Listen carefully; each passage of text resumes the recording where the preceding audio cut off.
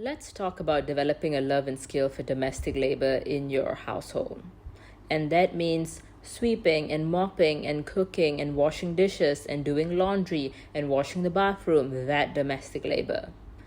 And it's crucial to create a system that allows all family members, parents and children alike, to take ownership of shared responsibilities, of delegation of tasks, and it needs to be contextual. So, how do you make that happen?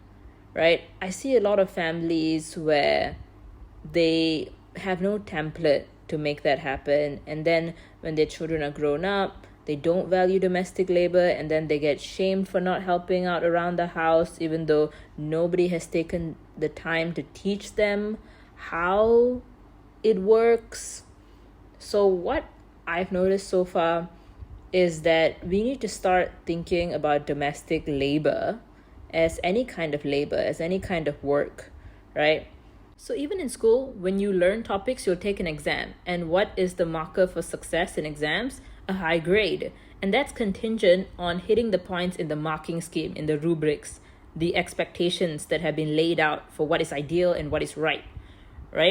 Even in something as subjective as a writing exam, my rubric says that you need content, communicative achievement, organization, and language. And I make sure to define and explain and give examples of each to my students so they know what's up. You can't play a game you don't know the rules to. So when I explain all these things to my students and I show them, apply that in writing and improve their writing and give them feedback according to the marking scheme, now they're going to be so familiar with it, they're going to have tons of practice in it, and so they're going to score well in it. And keep in mind that each rubric is specific to each age group, because you have different amount of topics you've learned, you have different developmental stages and levels, you have different exposure levels, and how you write when you're 10 is going to be vastly different from how you write when you're 20. And your teacher understands that context, that background, and will mark accordingly, because they can't mark a 10-year-old's essay with the rubrics of a 20-year-old. That will just fail the 10-year-old and make them miserable and demotivate them from learning further. So the error of margin is wider, the flexibility for each rubric categorization is more lenient. Like, you have to look at the external and internal factors as well. And the same applies for jobs. Different positions have different job responsibilities, and there's always clear measures of success, like you have to increase the percentage of sales by this number in this amount of time, you have to take up this number of calls for customer service, you have to complete these number of projects. Like, it's also reviewed yearly, and you're given space to grow and improve, and rewards if you're doing well. So now let's talk about domestic labor. Now, I think there's this misconception that domestic labor comes naturally to us. It's instinctive.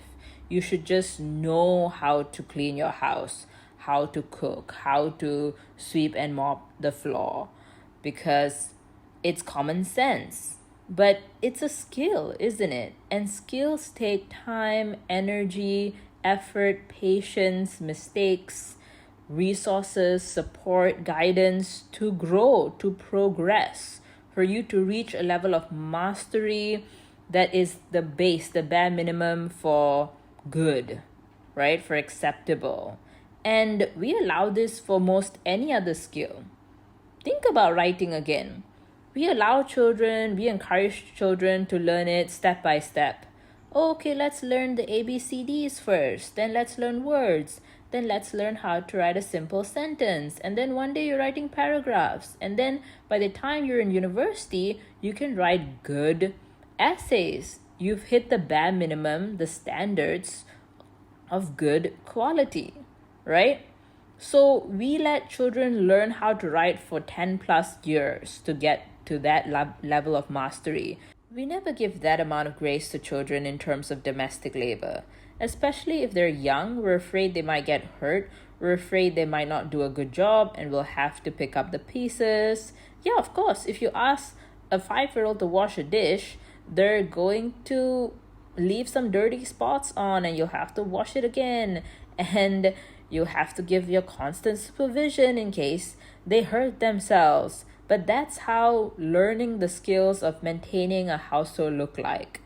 And when you stifle it when they're really young and they actually want to help you, then you can't complain when they're 15 and don't want to help you. And then you call them lazy and useless and unhelpful. And you judge them from the marking scheme, from the rubrics of what you expect a 15-year-old to be able to do. Or you judge them, God forbid, from your rubrics, your 45-year-old rubrics that has so much experience, and you've gone through all the mistakes, and so now you're a master and you're judging your 15-year-old with that standard. Of course they're going to fail. You're setting them up for failure. So when it comes to domestic labor, why not create the conditions for success to help your children out, whatever their age is right now? Right? Think about it again in terms of school and your job, right? And list it down. What exactly do you want from them? And you have to break down each task. When you want a clean table, for example, for some of your children, that might mean there's nothing on it, that you've put it all in their necessary cupboards. But for you, it might be that plus wiping the table down.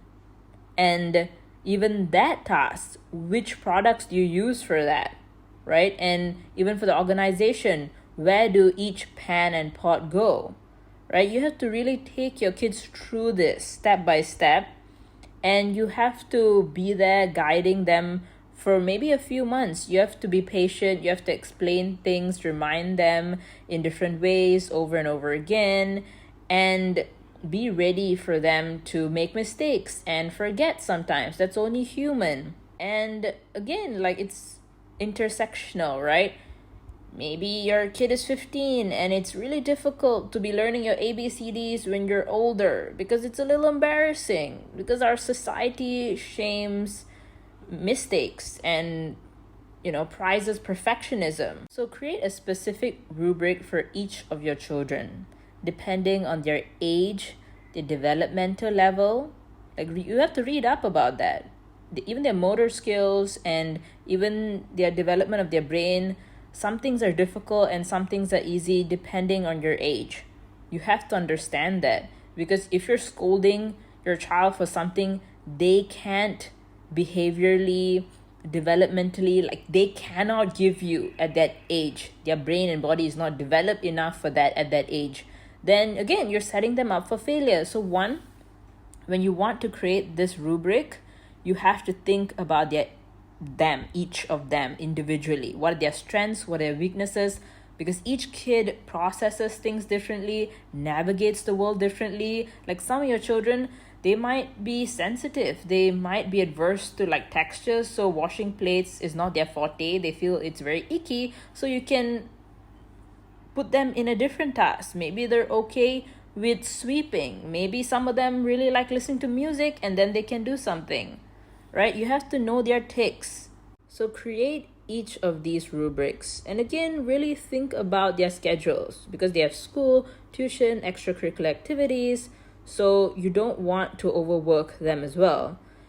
Or you have help and your objective is just to teach them these skills. So each month they can do a different task, right? So think about that. Create these rubrics and then have a discussion with each of your children, right? Have a conversation, because this, like, no matter how much you know your child, they know themselves best. And so they are the expert here.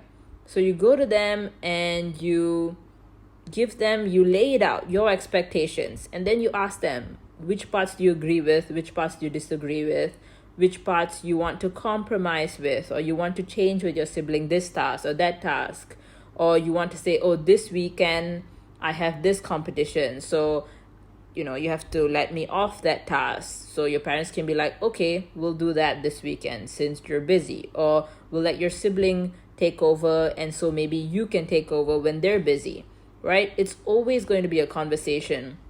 So think of your child as an individual and then create a rubrics together with them that you and your child is happy with.